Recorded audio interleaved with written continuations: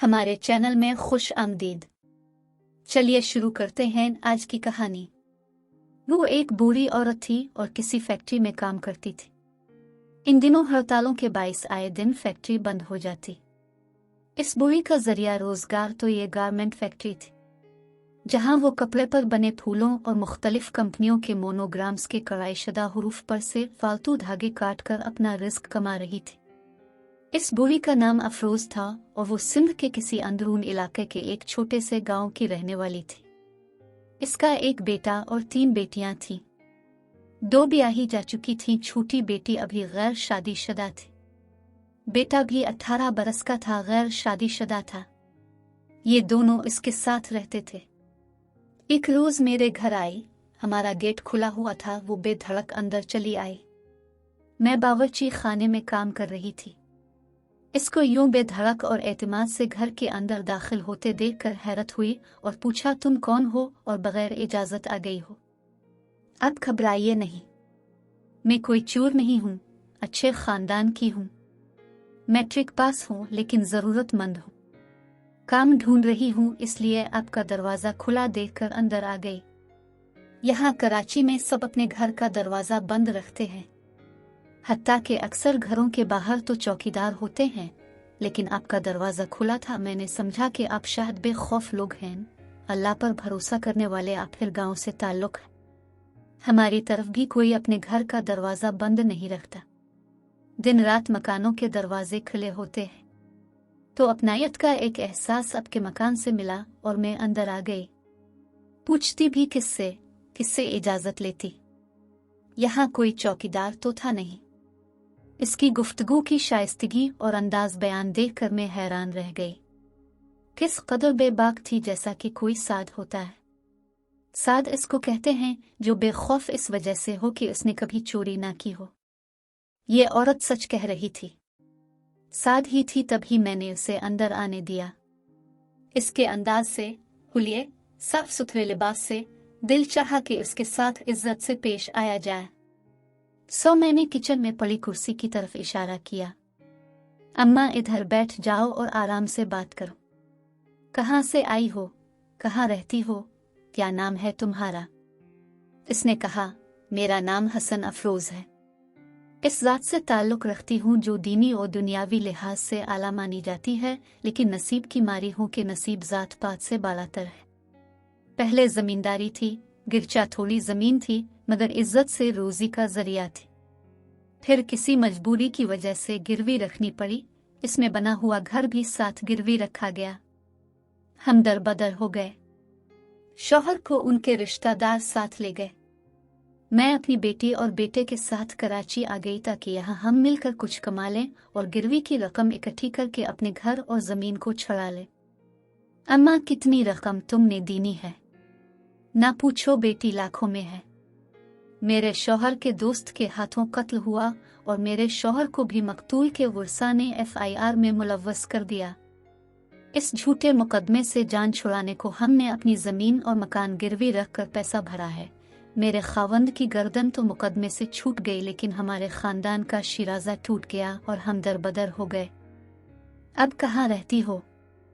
आपके बंगले के पीछे जो कच्ची आबादी है, वहाँ एक किराया का मकान लिया है। एक कमरा और सहन है।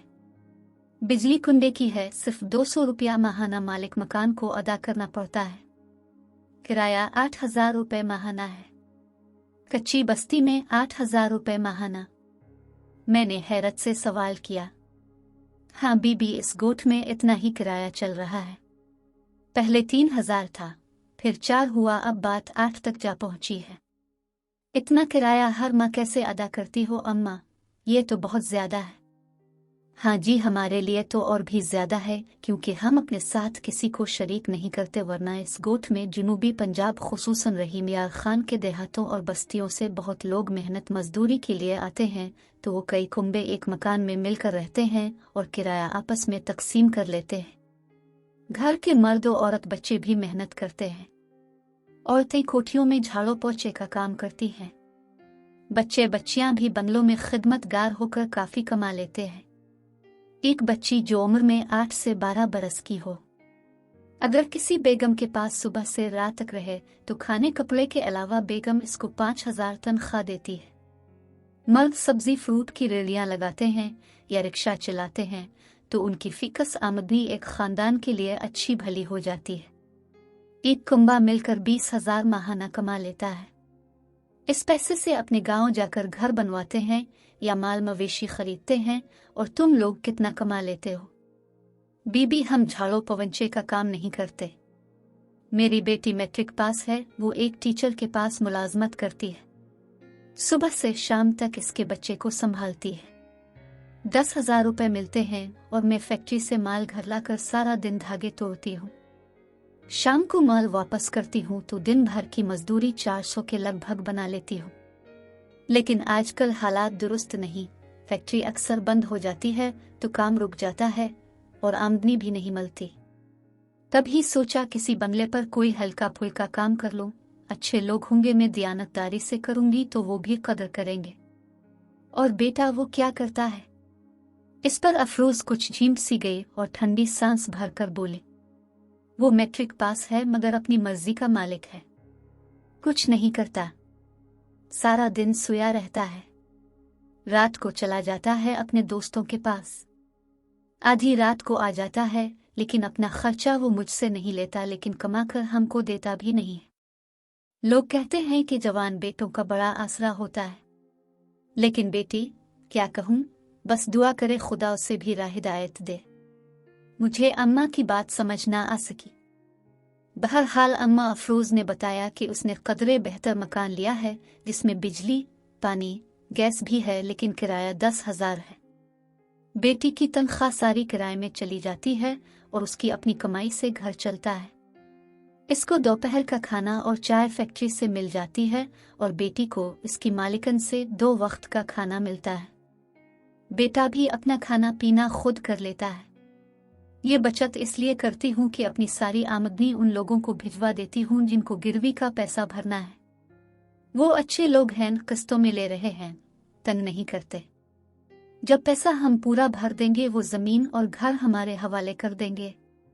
ये उनका वादा है और हम गांव के लोग वादे का एतबार करते हैं। बीबी, मुझे अफरोज की बातें सुनकर दुख हुआ कि बेचारी कितनी मजबूर है। इस उम्र में कमा कमा कर कर्जा उतार रही है, हालांकि ये उम्र तो बैठकर खाने और आराम करने की है। तुम्हारा शौहर कुछ नहीं करता, वो मुझसे उम्र में 15 बरस बड़ा है। वो तो काफी ज़ईफ और बीमार है। गांव में अपनी कजिन के पास रहता है। शादीशुदा बेटियां सुखी हैं मगर दामादों के घर रहना पसंद नहीं करता, कमाने के काबिल नहीं है। मेरे घर के पिछवाड़े एक कमरे का क्वार्टर खाली पड़ा था। यह सर्वेंट क्वार्टर हमने बनवाया इसलिए था कि किसी मुलाजिम को रहाइश के लिए दे देंगे। कुछ देर सोचने के बाद मैंने कहा, अम्मा अफरोज, मैं तुमको जानती तो नहीं, पहली मुलाकात है, मगर तुम्हारी बातों से मुझे तसल्ली हो गई है कि तुम अच्छे खानदान से हो और ज़रूरतमंद हो। अगर चाहो तो मेरे सर्वेंट क्वार्टर में आ जाओ, रहाइश इख्तियार कर सकती हो। बदले में मेरे बर्तन धो दिया करना। बाकी कामों के लिए मासी काम वाली आती है, लेकिन आए रोज नखरे करती है तो बर्तनों का मसला बन जाता है। वो बहुत खुश हुई, बोली, बीबी जरूर काम करूंगी और भी कोई काम होगा, मसलन सिलाई मशीन पर हल्की फुल्की सिलाई वगैरह सब कर दूंगी। मेरा किराया बच जाएगा तो हमारा कर्ज जल्द अदा हो जाएगा और हम अपने गांव वापस चले जाएंगे। तो क्या कल से सामान ले आऊं? साहिब आ जाएं, शाम को बात कर लो तो फिर सुबह सामान ले आना, क्योंकि तुम्हारा जवान बेटा साथ है, लिहाजा उनसे इजाजत लेना जरूरी है। शाम को बेटे को भी ले आना, वो इसको देख लेंगे और मिल लेंगे तो बात बन जाएगी। अम्मा अफरोज की आंखें जगमगा उठी, तशक्कुर के आंसू थे। कहने लगी, जरूर, मैं शाम को शबीर को ले आऊंगी। वो मासूम सा लड़का है, देखने में 15-16 बरस का ही लगता है।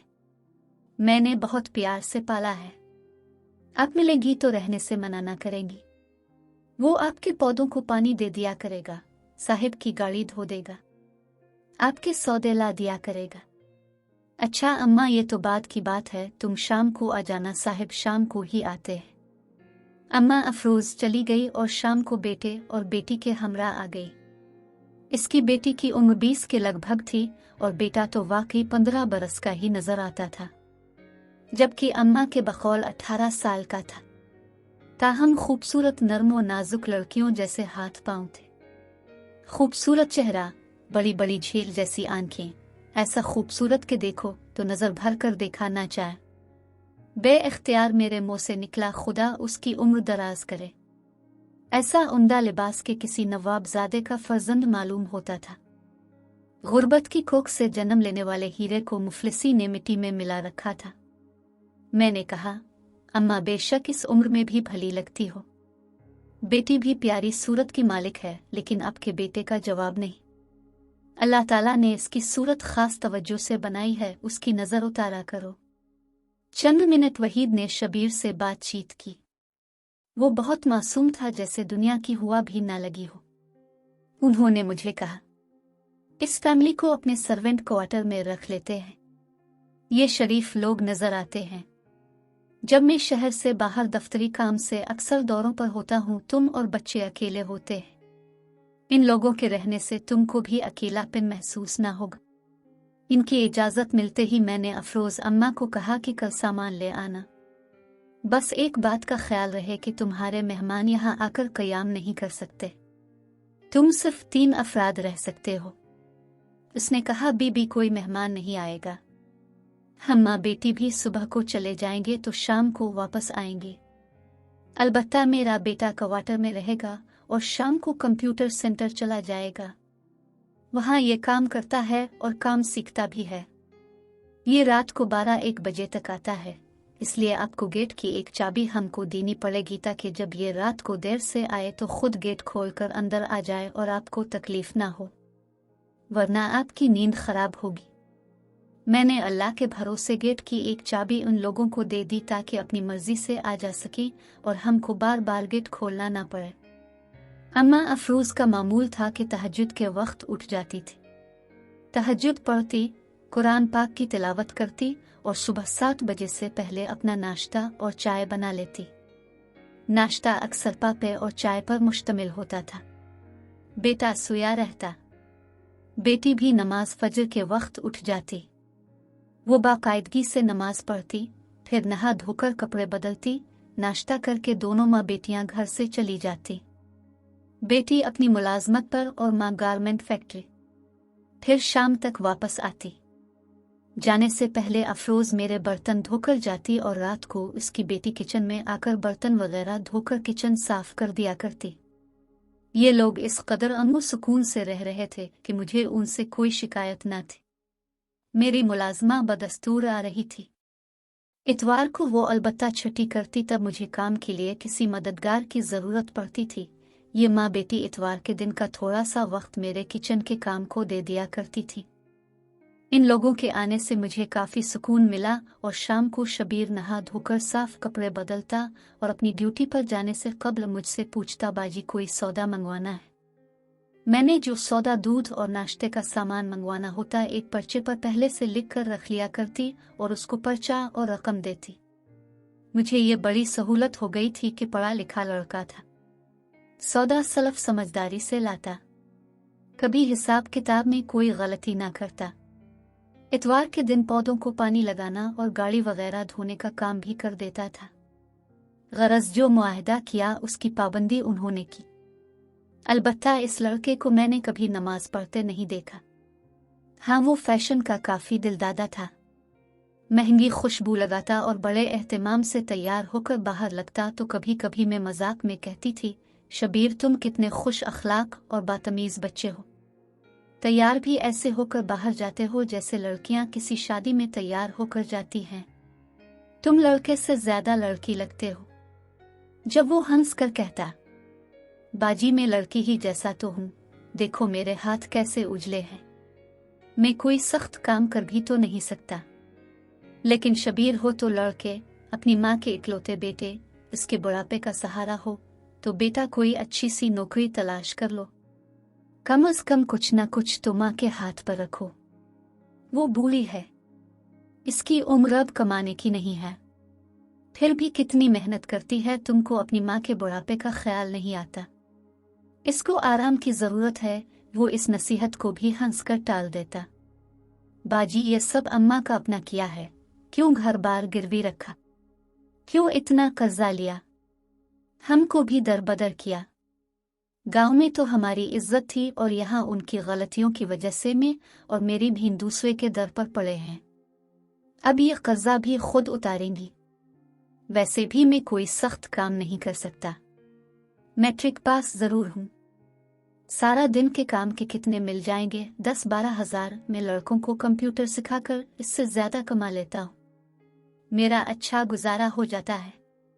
अपने लिए हर माह अच्छे अच्छे कपड़े लेता हूँ। मुझे नित नए फैशन के लिबास का शौक है। बेशक माँ को कुछ नहीं देता, मगर मैं अपनी अम्मा और बहन के ऊपर बोझ भी नहीं हूँ।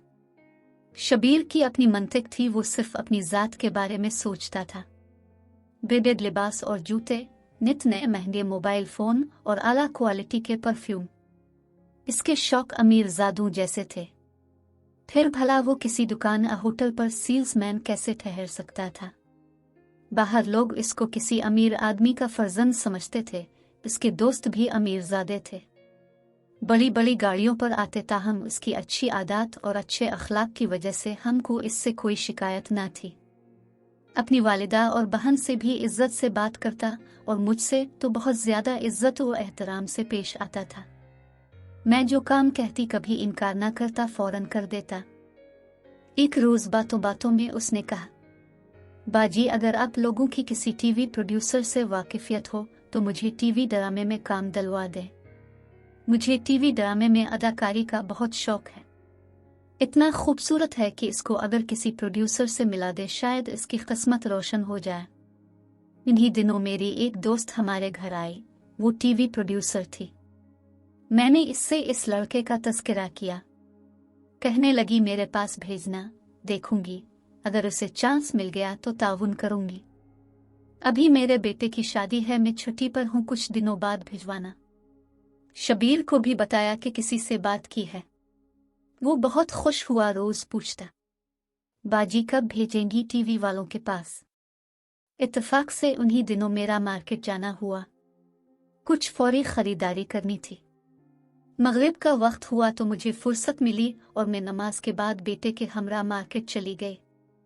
गाड़ी एक जगह रोक कर उतरे। एक बहुत खूबसूरत नाजुक सी हस्ती सामने आ गई, जिसने चमकदार सितारों वाला जोड़ा पहना हुआ था और जेवर भी, सर पर दुपट्टा भी गोटे किनारे वाला।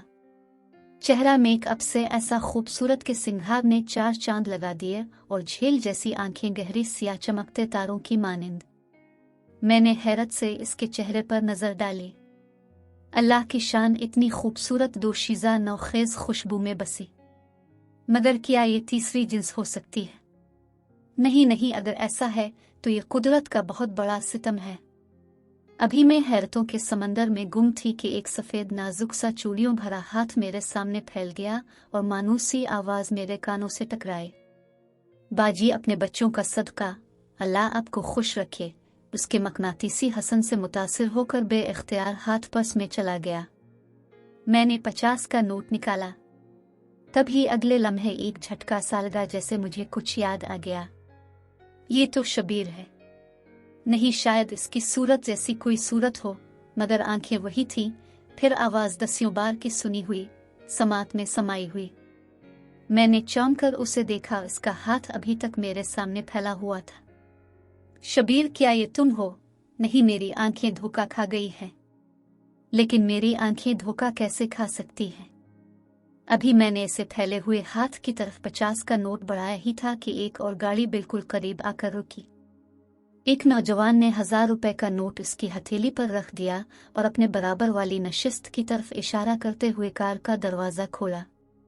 वो खूबसूरत दोशीज़ा का रूप धारे हुआ लड़का इस कार में बैठकर नजरों से ओझल हो गया और मैं आंखें मलती रह गई। ये मैंने क्या ख्वाब देखा था, हकीकत थी। इतने में मेरा बेटा खरीदारी करके आ गया और कार में बैठ गया। अम्मी, जो अपने लिख कर दिया सब सौदा ले लिया है। याद कर लें, अभी कुछ और तो नहीं लेना, बस अब घर चलते हैं।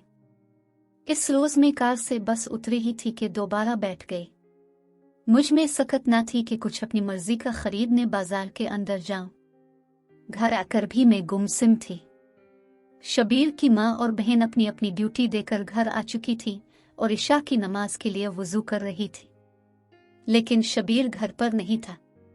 मैंने पूछा, अफरोज शबीर कहाँ है? वो घर पर नहीं है क्या? बीबी, वो अपने काम पर चला गया है।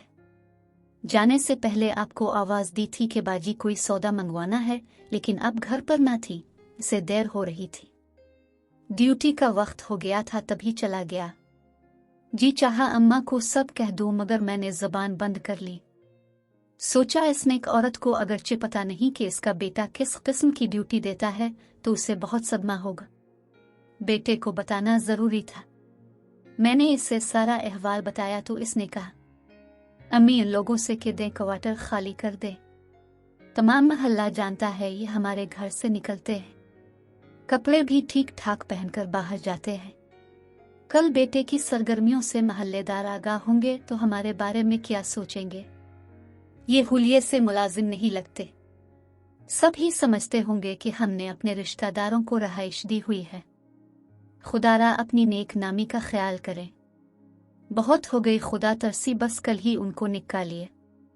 बेछत बेआसरा समझकर अपने घर की पनाह देकर फिर निकाल देने से मेरा दिल कांप रहा था, क्योंकि खुदा का खौफ आ रहा था, जबकि उनकी तरफ से हमको किसी तरह भी शिकायत का मौका ना मिला था, बल्कि उन्होंने कुछ आराम ही पहुंचाया था।